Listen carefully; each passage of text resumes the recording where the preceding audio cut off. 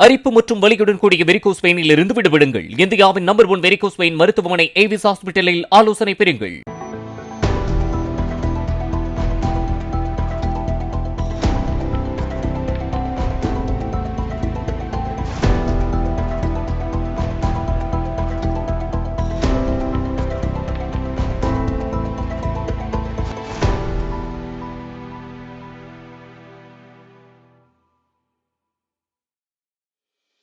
கேரள மாநிலம் கோட்டயம் அருகே உள்ள குருவிலங்காட்டில் கத்தோலிக்க சபையைச் சேர்ந்த கன்னியாஸ்திரியர்கள் ஆசிரமம் உள்ளது.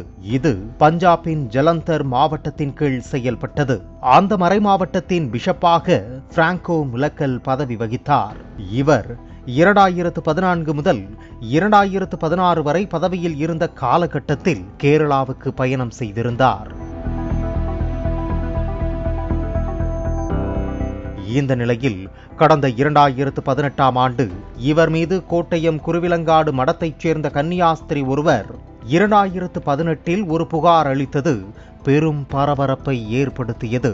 அதில் குருவிலங்காடு மடத்தில் வைத்து 2014 முதல் 2016 வரை 13 முறை பிஷப் பிராங்கோ முலக்கல் தன்னை பாலியல் வன்கொடுமை செய்ததாக புகாரில் கூறியிருந்தார்.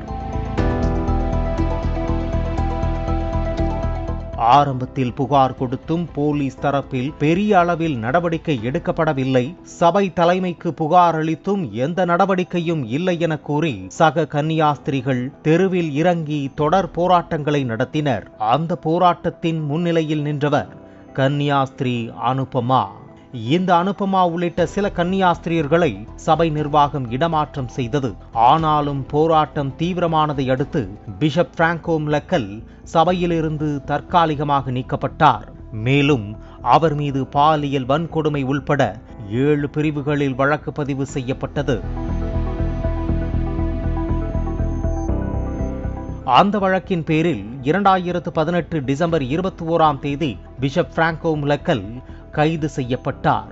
பிஷப்புக்கு எதிராக பாதிரியார் குரியகோஸ் கட்டுத்தாரா என்பவர் வாக்குமூலம் அளித்திருந்தார். அவர் 2018 ஆண்டு மர்மமான முறையில் மரணமடைந்த சம்பவமும் பரபரப்பை ஏற்படுத்தியிருந்தது. இந்த வழக்கில் கன்னியாஸ்திரிகள் உள்பட 100க்கும் மேற்பட்டவர்களிடம் விசாரணை நடத்தப்பட்டது. மேலும் 105 நாட்கள் ரகசிய விசாரணையும் நடத்தப்பட்டது. கோட்டயம் அடிஷனல் செஷன்ஸ் கோர்ட்டில் நடைபெற்று வந்த வழக்கில் கடந்த 2022 ஆண்டு ஜனவரி மாதம் தீர்ப்பு வெளியானது. அதில் பிஷப் பிராங்கோ மீதான குற்றத்திற்கு போதுமான ஆதாரம் இல்லை என கூறி பிஷப் விடுவிக்கப்பட்டார். இதையடுத்து அரசு தரப்பில் ஹைகோர்ட்டில் மேல்முறையீடு செய்யப்பட்டது. அதைத் தொடர்ந்து 2023 ஆண்டு மே மாதம் தனது பிஷப் பதவியை பிராங்கோ முலக்கல் ராஜினாமா செய்தார். மேலும் பிராங்கோ முலக்கல் மீது நடவடிக்கை எடுப்பதுடன் கன்னியாஸ்திரிகளின் பாதுகாப்பை உறுதி செய்ய வேண்டுமென்ற கோரிக்கையை கன்னியாஸ்திரிகள் வலியுறுத்தி வந்தனர். இந்த நிலையில் கன்னியாஸ்திரிகளின் போராட்டங்களுக்கு தலைமை வகித்த கன்னியாஸ்திரி அனுபமா சபையிலிருந்து வெளியேறியதாக கூறப்படுகிறது.